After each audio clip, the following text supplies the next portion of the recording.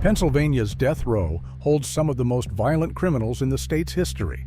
Men convicted of horrific crimes now waiting for their execution. But before we start, let us know whether the death penalty is still used in your state.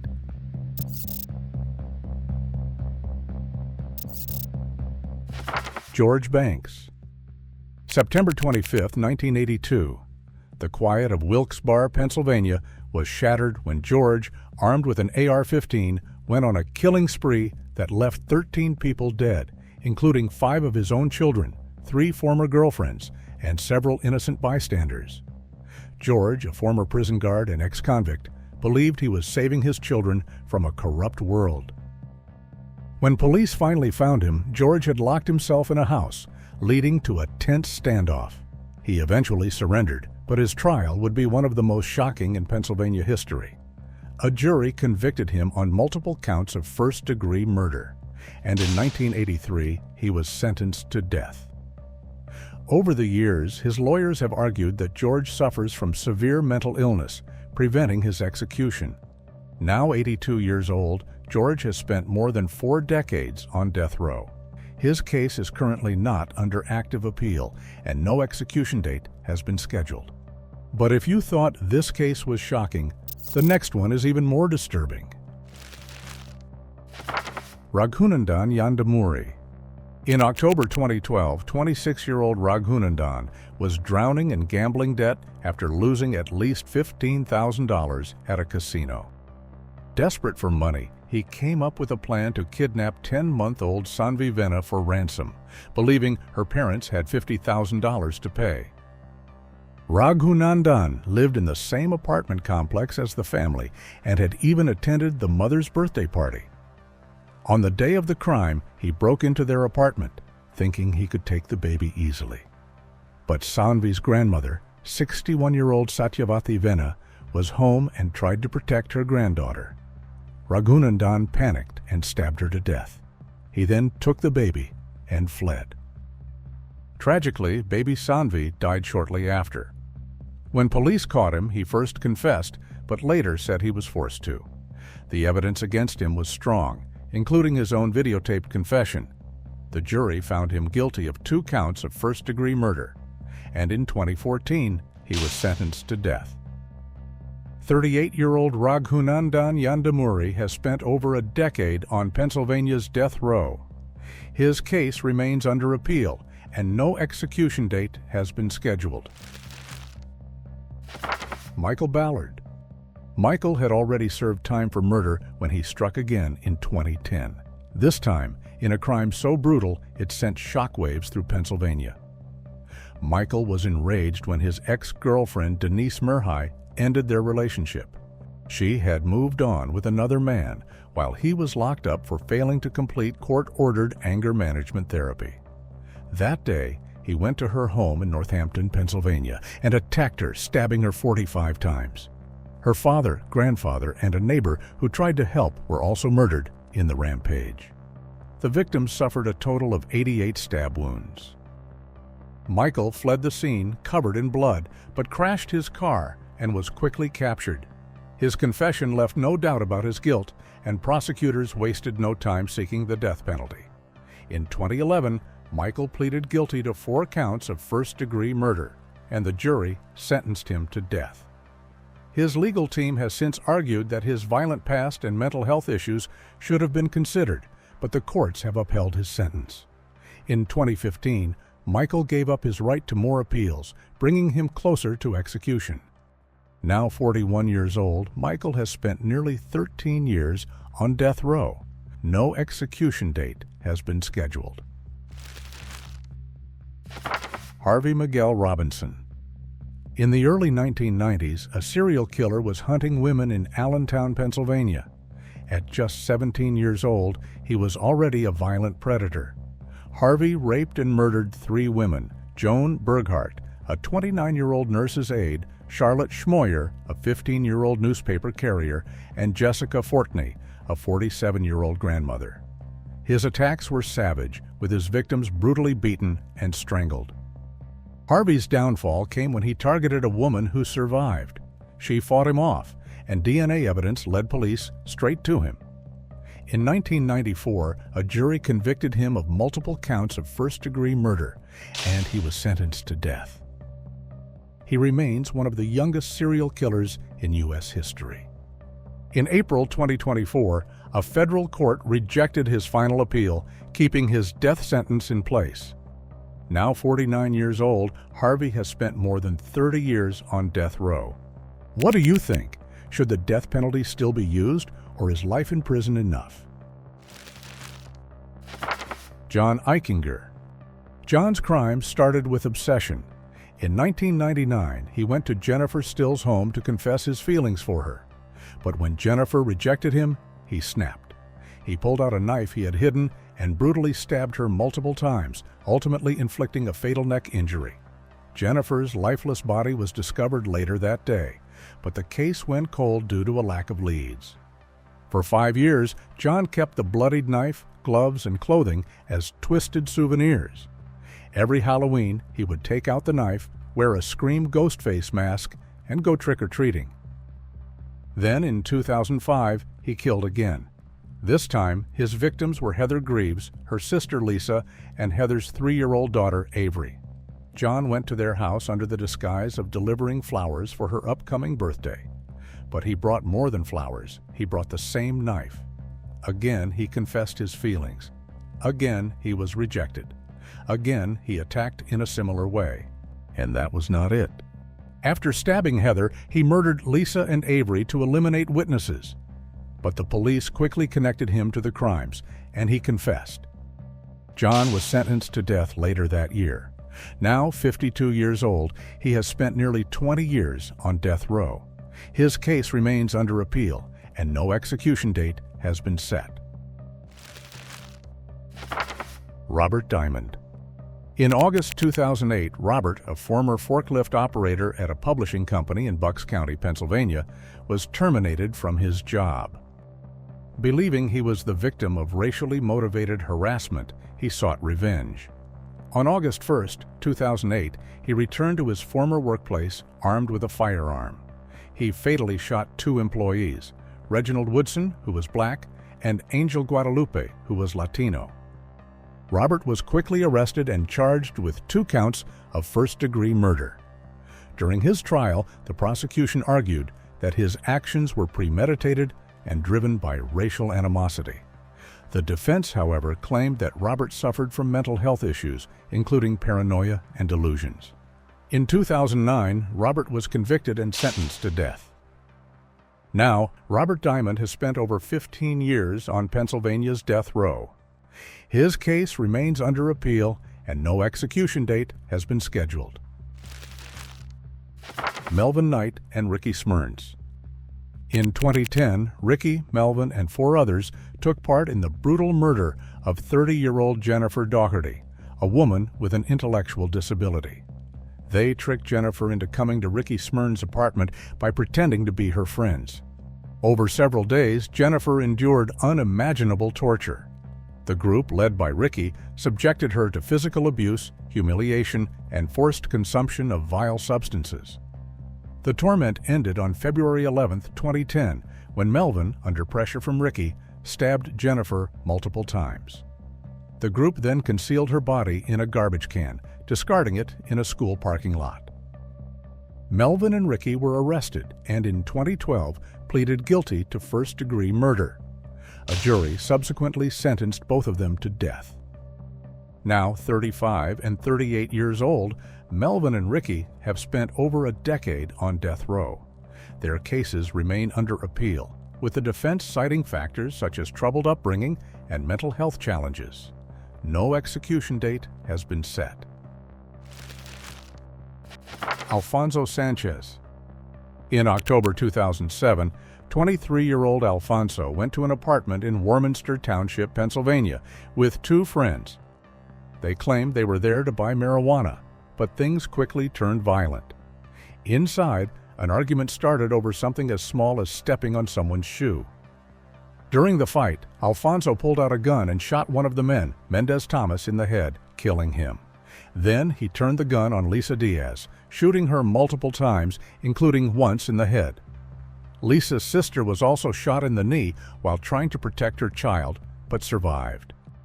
In 2008, a jury found Alfonso guilty of first-degree murder, and he was sentenced to death. While waiting for the retrial, authorities uncovered a plot where Alfonso tried to have the surviving witness killed. In May 2023, a jury once again found him guilty and sentenced him to death. Now 41 years old, Alfonso remains on death row. His case is still under appeal, and no execution date has been set. Andre Staten. In February 2004, 26-year-old Beverly Yon was afraid of her ex-boyfriend, Andre Staten. She got a restraining order to keep him away, but it didn't stop him. On February 25th, he broke into her home in Altoona, Pennsylvania, where she lived with her mother and 3 young children. In front of one of her sons, Andre attacked her, stabbing her multiple times before running away. Police caught him a few days later in Baltimore, Maryland. At his trial in 2006, a jury found him guilty of first-degree murder, and he was sentenced to death. Andre has caused problems in court over the years. In 2013, during an appeal hearing, he attacked his own lawyer, which led to more charges and made his legal process even more difficult. And in 2015, the Pennsylvania Supreme Court rejected his appeal and upheld his conviction. Even though an execution date was set in 2016, legal challenges and questions about his mental health have kept it from happening. Now 60 years old, Andre has spent nearly 20 years on death row. Richard Baumhammers. April 28, 2000. Richard set out on a racially motivated killing spree that would leave 5 people dead and an entire community shaken. His first victim was his elderly Jewish neighbor and longtime family friend, Anita Gordon, whom he shot before setting her house on fire.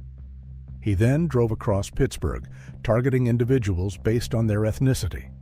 He murdered an Indian immigrant, a black man, and 2 Asian American restaurant workers. Before his rampage ended, he had also vandalized 2 synagogues, spray painting swastikas on the buildings. Police arrested him hours later. At trial, prosecutors painted him as a hate-fueled killer with a deep history of racist beliefs. His defense attempted to argue insanity, but the jury didn't buy it. Richard was convicted of multiple counts of first-degree murder and sentenced to death in 2001. His appeals have continued for more than 2 decades, but his death sentence remains in place. Now 58 years old, Richard has spent over 23 years on death row. No execution date has been scheduled. Richard Boxley. In June 1997, Richard was involved in the shooting death of Jason Bolton in Reading, Pennsylvania. Richard and his associate, Jose Busanet, planned to confront Bolton over a previous dispute involving stolen drug money. They tracked him down on the street, and during the confrontation, both Richard and Jose opened fire, resulting in Jason's death. Witnesses testified that after the shooting, Richard and his accomplices fled the scene and later celebrated the act. In 2000, Richard was convicted of first-degree murder and sentenced to death. Over the years, Richard has filed multiple appeals, including claims of ineffective assistance of counsel and challenges to the evidence presented at trial. Richard, now 56 years old, remains on death row in Pennsylvania. His case is still under appeal, and no execution date has been scheduled. Jerry Chambers. In 2003, Jerry and his girlfriend, Candace Geiger, lived in a Philadelphia apartment with Candace's 4 young daughters. The children, aged between 10 months and 6 years, endured severe abuse at the hands of Jerry and Candace. Neighbors and relatives reported hearing the children scream and cry, but the abuse continued unchecked. Tragically, on August 17, 2003, 3-year-old Portia Bennett was found dead, wedged between a mattress and a bedroom wall. According to court documents, Jerry became angry when he noticed her witnessing him and her aunt being intimate. An autopsy revealed she had suffered multiple injuries over time, including broken bones, burns, and bruises. The cause of death was determined to be asphyxiation. Following Porcia's death, the surviving sisters recounted the horrific abuse they had suffered, detailing how Jerry and Candace beat them with belts, cords, and other objects. The children also described being forced to stand in painful positions for extended periods as punishment. In 2005, Jerry Chambers was convicted of first-degree murder, conspiracy, aggravated assault, and multiple counts of endangering the welfare of a child. He was sentenced to death for Porcia's murder. 53-year-old Jerry has been on death row for almost 20 years, with ongoing appeals and no execution date scheduled. Some crimes make no sense, and this next one is just as disturbing. Kevin Dowling. In August 1995, Jennifer Myers, who owned an art gallery in Spring Grove, Pennsylvania, was attacked. A man robbed and assaulted her. Days later, she saw Kevin working at a nearby convenience store and recognized him as her attacker. She informed the police, leading to Kevin's arrest on charges of robbery and assault. He was released on bail and awaited trial. 2 days before the trial, in October 1997, Jennifer was found dead in her gallery, shot 3 times. Witnesses reported hearing gunshots around 1 p.m. Kevin claimed he was fishing at Muddy Run Lake, about an hour's drive away at that time. However, investigators discovered he had tampered with evidence to create a false alibi. Additionally, Kevin had written a letter to Jennifer admitting to the previous attack. He was convicted of first-degree murder and sentenced to death. Kevin, who is now 65 years old, has been on death row for over 25 years, with ongoing appeals, and no execution date has been set. Troy Drumheller. In 1999, 38-year-old Troy Drumheller violated a restraining order to confront his former girlfriend, Carol Huttenstein, who had accused him of domestic violence, and was set to testify against him. On April 24th, Carol sought refuge at a friend's mobile home after Troy had allegedly broken into her house and assaulted her. Around 1:30 a.m., a loud noise startled them. Troy had arrived armed, forcing his way inside Robert Brockway's place. Witnesses later testified that he stabbed Carol up to 21 times. He was convicted of first-degree murder and sentenced to death. Now 63, Troy has spent over 25 years on Pennsylvania's death row, with no execution date scheduled. Stephen Duffy. In February 1984, 19-year-old Kathy Kermchak worked as a waitress at Janetti's Manor when her body was discovered in the women's restroom. She had been stabbed approximately 30 times. During the investigation, witnesses reported seeing a yellow Chrysler LeBaron parked behind the restaurant around the time of the murder. This car belonged to 24-year-old Stephen Duffy, a former dishwasher at Janetti's Manor. Confronted with the evidence, Stephen confessed to the crime. He admitted to confronting Kathy in the restaurant's office, demanding money, and then leading her to the restroom. When she resisted, he attacked her with a butcher knife taken from the kitchen. In 1985, he was convicted of first-degree murder and robbery. He was sentenced to death. In 1994, he came within 30 hours of execution before receiving a temporary stay. Stephen, now 65 years old, has been on death row for 40 years. Stephen Rex Edmiston. In 1988, 2-year-old Bobby Jo Matthew lived with her family in Clearfield County, Pennsylvania. But on the night of October 4th, she was taken from her home. The next day, police questioned Stephen, the nephew of the grandmother's boyfriend. During the interrogation, Stephen drew a map leading officers to Bobby Jo's body. He allegedly told them they would find a dead, raped little girl. In 1989, Stephen was found guilty of first-degree murder. He was sentenced to death, along with additional prison terms for the other offenses. In 2014, Governor Tom Corbett signed an execution warrant for Stephen, scheduling it for April 16, 2014. However, legal challenges and stays have prevented the execution from taking place. Stephen, now 68 years old, remains on Pennsylvania's death row.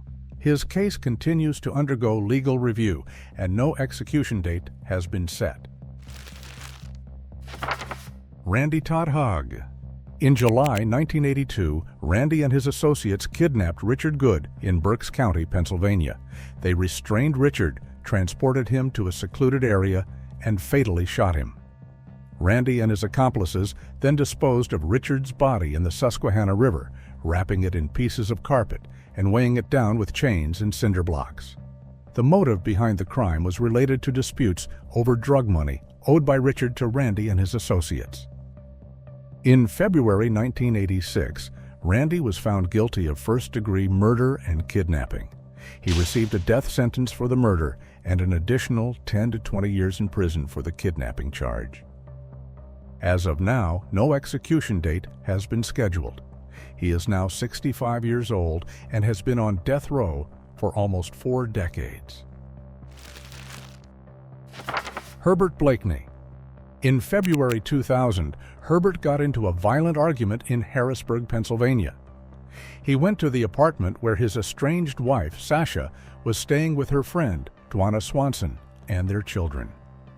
After a heated argument earlier that day, he came back that night with a butcher knife. Herbert attacked Dwana, stabbing her several times. During the attack, he also inflicted a fatal neck injury of their 1-year-old son Basil, killing him. Police arrived while the attack was still happening and shot Herbert, but he survived.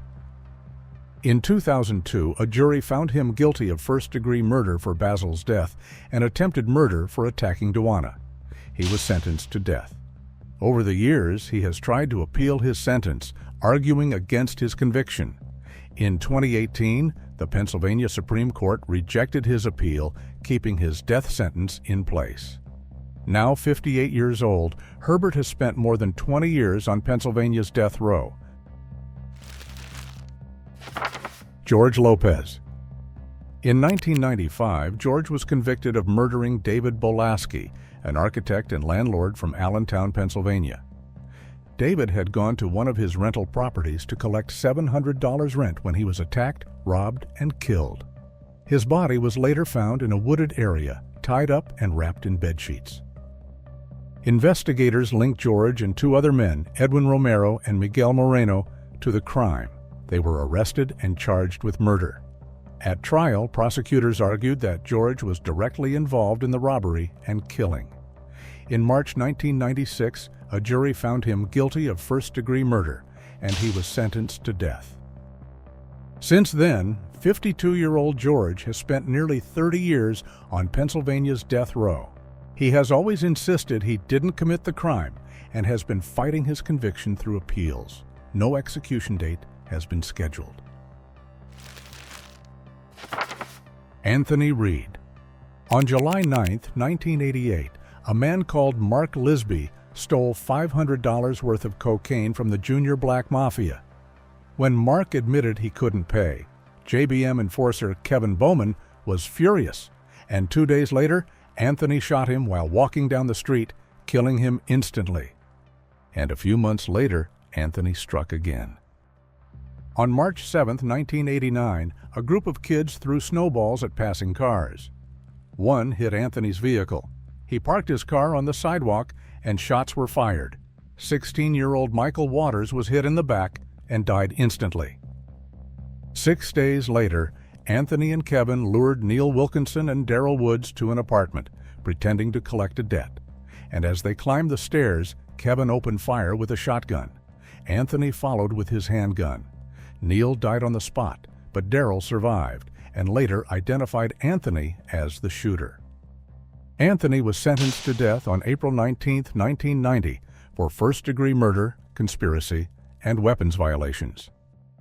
58-year-old Anthony Reed has spent over 3 decades on death row in Pennsylvania. His case remains under appeal and no execution date has been set. That wraps up this video. Which of these cases shocked you the most? Let us know in the comments.